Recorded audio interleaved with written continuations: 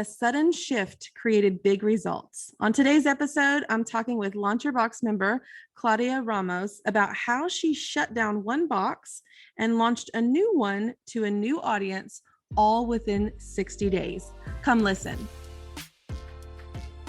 Welcome to the Launch Your Box podcast, with weekly tips, tricks, and strategies to start, launch, and grow your subscription box. Now, here's your host, Sarah Williams. Welcome back to the podcast, everyone. I am here today with Launch Your Box member Claudia Ramos with the Shabby Boxes. Claudia, why don't you say hi to everybody? Hello, everyone. I'm so happy to be here. I want you to introduce yourself. Tell them a little bit about, let's just start from the beginning with them because we're going to unpack a lot of stuff for them on this episode today.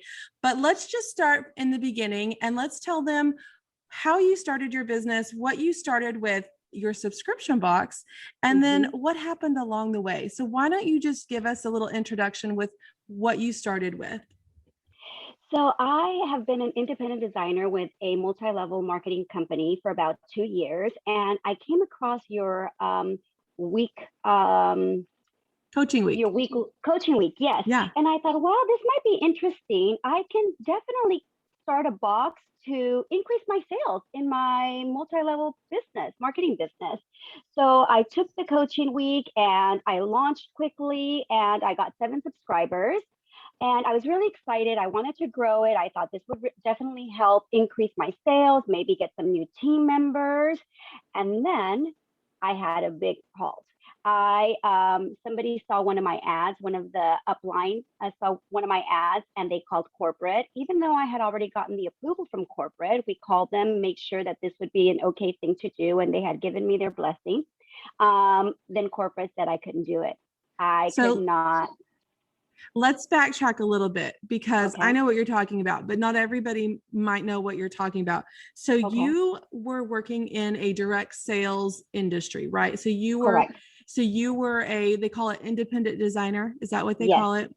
Yes. So you were putting products in a box from basically an MLM. Am I saying that right? Correct. Like direct sales equals an MLM.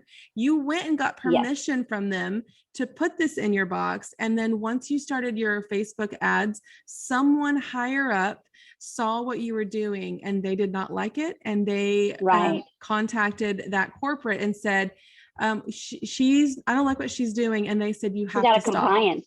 Yeah, yes. They said you're out of compliance, and I have to stop. So a corporate called me and said, yeah, you can't do that. You can only sell it in your private group, which was not what they said the first time. So I wouldn't be able to grow that box the way I wanted to grow it in a private group. I wouldn't be able to market it and advertise. So I just got a big kind of stop. You can't do this anymore. So how were you feeling when all that happened? Here you launched it, you've gotten subscribers, you had plans for the next several boxes. Like how did that hit you? I was really disappointed. And I thought, wow, I felt first, kind of disappointed by the company that didn't stand behind their original decision of allowing me to do this, and other people that kind of called corporate and said, wait, this is not okay. Why? There was so many other things that are being done with this direct sales that are similar to what I was doing that I just felt disappointed. However, I had gotten a taste of that residual, that month-to-month income coming in, even with just 7 boxes. It was 2 months of, wow, this money hit my bank on the first of the month. And I know that this can be something great. So I had to pivot and I had to do it quickly because I didn't want to lose that momentum. I needed to get out of my own head because I started having these self-doubt moments of, well, maybe this is not for me. Well, maybe this isn't going to work. I tried it and it didn't work. No, stop. This is going to work. So you got a little bit of that reoccurring revenue started to hit your bank account and you're like, oh, I like this. Yes, I need some more of this. So you're not going to let them stop you. And you have it in your mind that you want to do a subscription box, but now we need to pivot. Now we need to do something else. We need to make sure that we can do something that's on our own terms and not on somebody else's terms. Right. And so you decided to start a new box. So tell us about this new box that you decided to start. So I'm sure that there's so many other people that are probably in the same boat. When you start a box, then your mind starts thinking, well, I can do this box too, and I can do this box too, and I can do this. So it was already kind of in the back of my mind. Eventually, I'll probably move into some other box and started having brainstorming ideas. So it was already there. The seed was already there of creating a teacher box. I am a teacher. So a teacher box that would serve my fellow educators. My school is well known for the t-shirt school. You know, everybody knows that my school, we always have these cute t-shirts that all our teachers wear. So that's what I decided to do. I decided to launch a teacher box. And I had zero audience. Let's talk about that, because I think that scares a lot of people. They're like, I don't even have an audience for this. But you were a teacher, Claudia. And so you knew, okay, I have friends that are teachers. I know a bunch of teachers. There's probably teachers in my audience for my crafting, my crafting audience. So let's talk about this pivot. So we needed to basically create a whole new page, new social media, new everything, so that we could pivot our business in a different direction. Let's talk about what you did when you made the decision that you're going to create this teacher box and how you did that. So I started with brand new social media, Facebook, Instagram. I tried TikTok a little bit, but that I'm not really, that's not going well.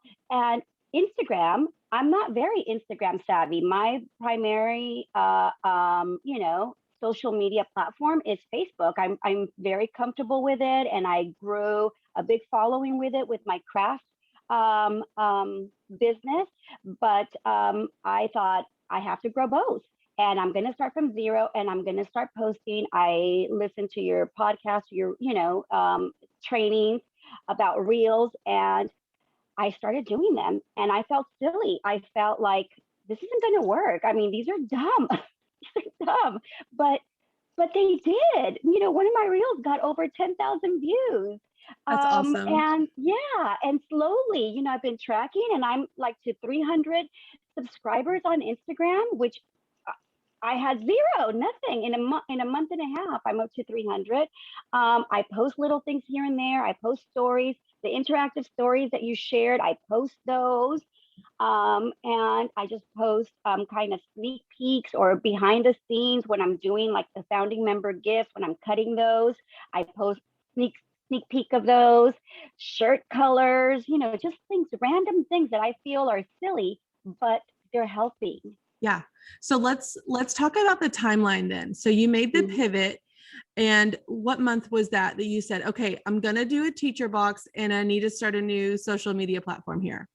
What was that? It was the end of May when I got that stop. And then I thought, okay, well, I'm going to pivot. So it was like the beginning of June when I started. And that was one of the biggest. So fast. Yeah. So the beginning of June, you said, okay, I'm going to do this teacher box. Let me start a new Instagram. Let me start a new Facebook page. And I'm going to launch this new box in July, at the beginning of July. So, right?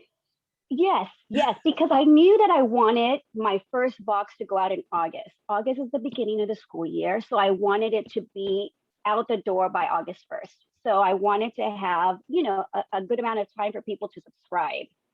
Yes. To the box. So you gave yourself about 30 to 45 days to build an audience from scratch, which is crazy.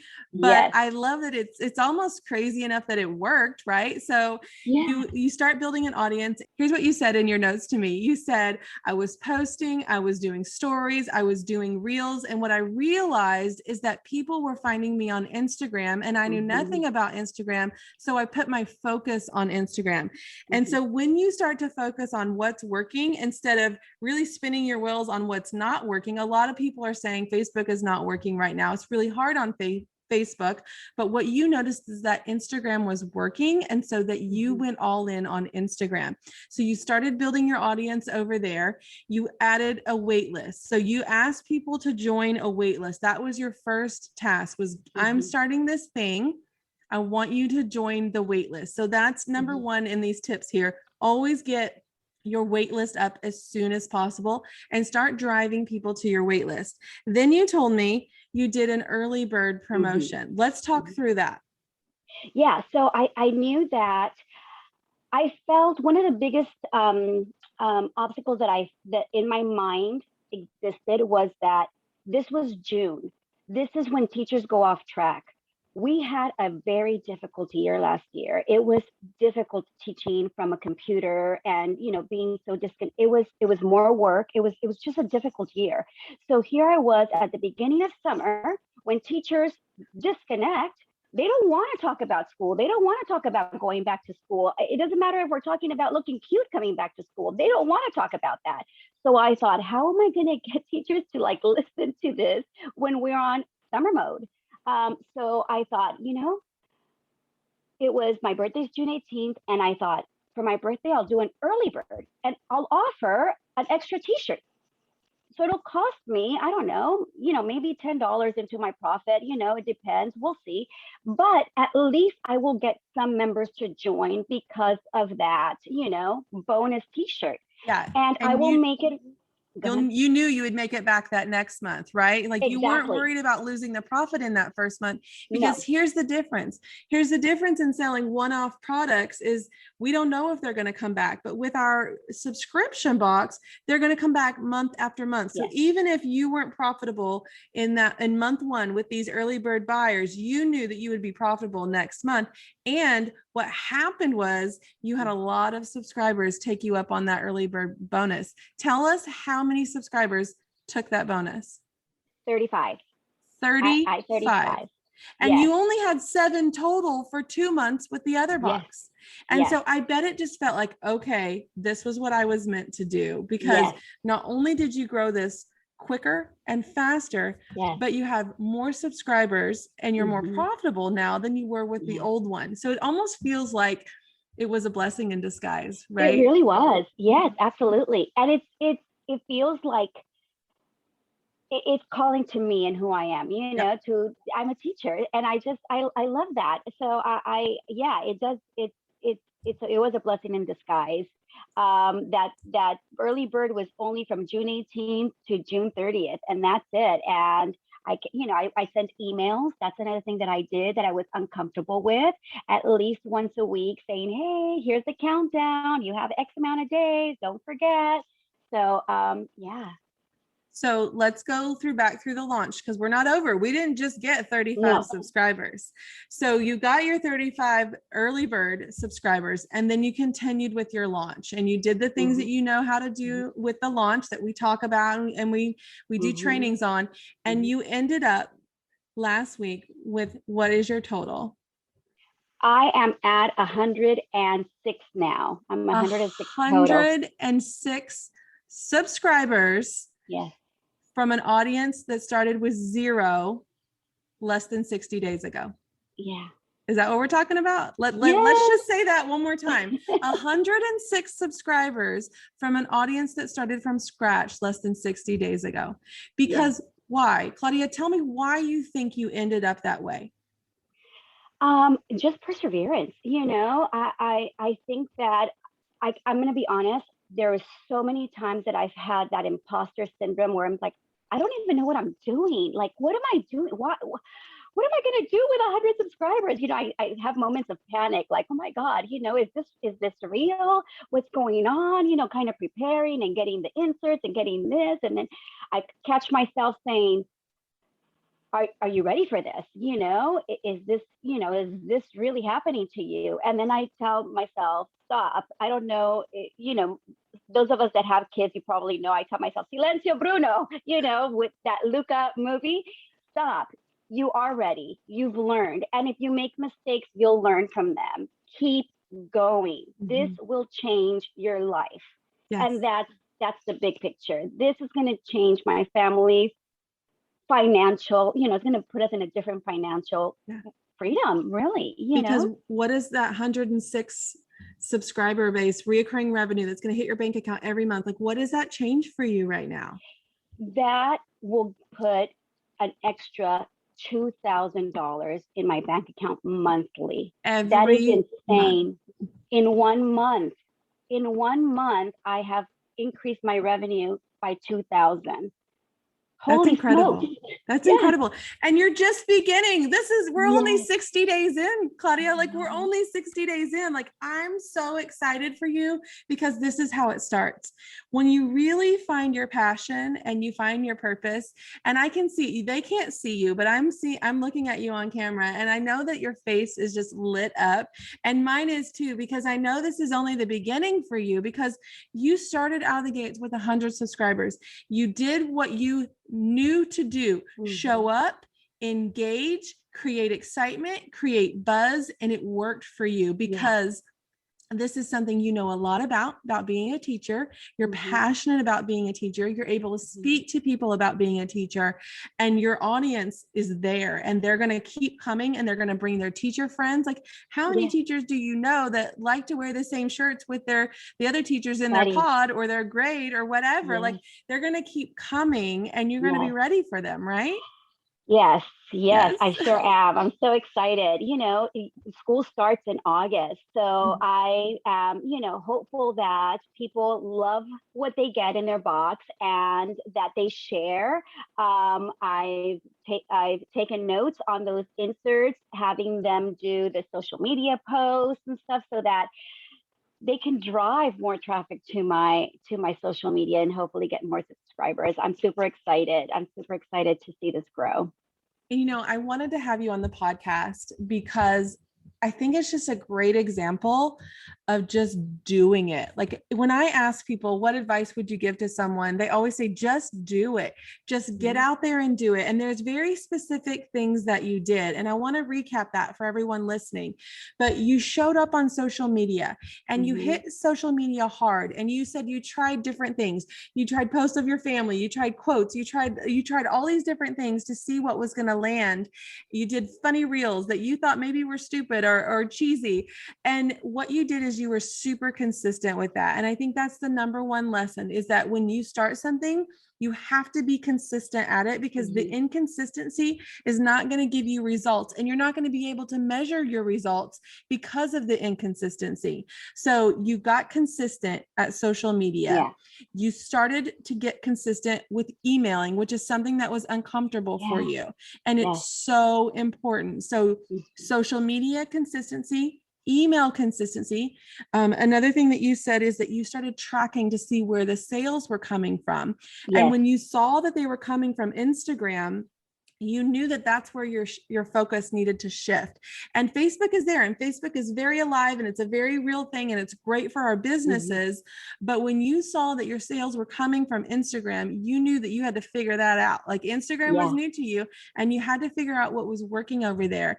And so what I love about all of this is that you weren't afraid to try.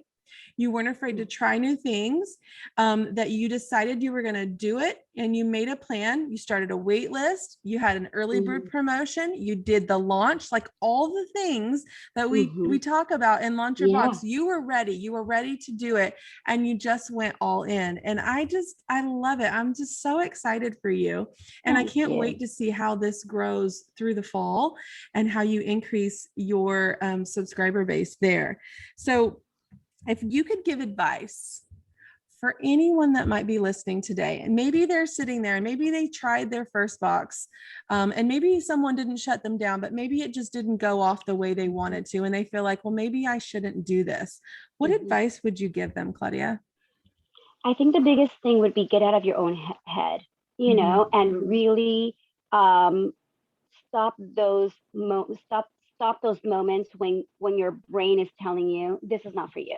You shouldn't be doing this. You don't know what you're doing, because we may not, but we can learn, and just try something else. It doesn't hurt to try. It may work, it may not, but if you won't know until you try. So just keep pushing, pivot. If that doesn't work, try something else. There's a market for everything, as we are learning in this group, so try something else, maybe something that you're more passionate about. I feel like I tried this, but really my passion was in this other box. So I had this discussion with a couple of members this morning about we got to do something that lights us up.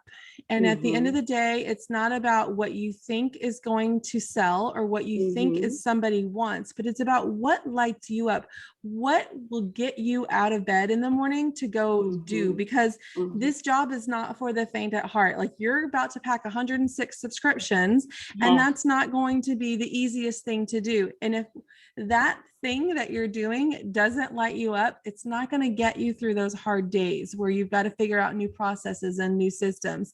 And so my advice for you would be to find something that really lights you up, because one, you can talk about it in a way that other people can't, that you're going to resonate with people, that it also lights them up. And two, it's going to help you keep pushing through the hard times when you get there, because they're going to come there. It's just natural for any business owner. You're going to have struggles. It's going to be hard. There's going to be hard days, but if what you're doing really lights you up, you're going to get through those a lot easier than if you don't. So, well, sure. Claudia, I'm excited for you. You got to go back to school soon. You've got 106 subscribers to start loving on. Where can someone find you that might be listening, that might need a teacher tee? I think Instagram is a great place to, kind of keep growing, because I'm trying to really focus on that. It's Instagram at TeacherBox. It's TEECHER. Okay. Box. At TeacherBox on Instagram, and that's TE instead of the regular spelling. So Claudia, thank you so much. TEE. Thank you for joining us on the podcast today. And I know that your story is going to inspire other people to just get out there and get going. Y'all come back next week. We've got another great episode for you. If the idea of creating a subscription box is swirling around in your head, I encourage you to head over to launchyourboxwithsarah.com, get on our waitlist, and grab some of our free downloads to help you get started. That's launchyourboxwithsarah.com.